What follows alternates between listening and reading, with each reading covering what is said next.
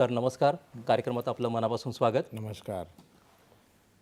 सुहासजी, या 4 नवीन कामगार संहिता म्हणजे आधीच्या म्हणजे 1991 ते 2021 या कालखंडातल्या 29 जटिल कामगार कायद्यांची एकत्रित चौकट आहे आणि त्या कायद्यांच्या जागी या संहिता येणं किती आणि कसं महत्त्वाचं आहे, यामागचा मूळ हेतू काय वाटतो तुम्हाला? नमस्कार. सर्वप्रथम मी आपले देशाचे पंतप्रधान नरेंद्र मोदीजी यांचं खूप आभार मानतो. आत्मनिर्भर या कार्यक्रमामध्ये आजच्या विशेष भागासाठी, कामगार क्षेत्राच्या भागासाठी तुम्ही मला बोलवलं, आमंत्रित केलं.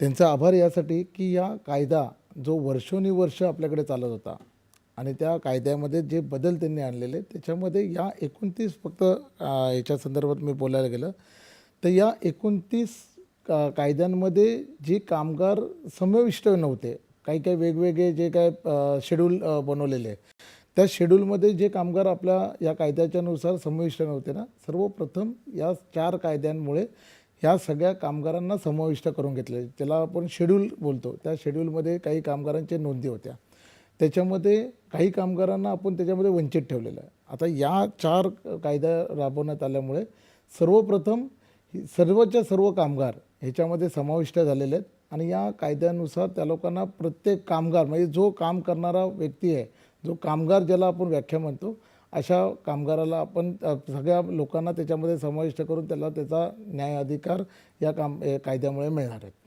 हां, म्हणजे एकूणामध्ये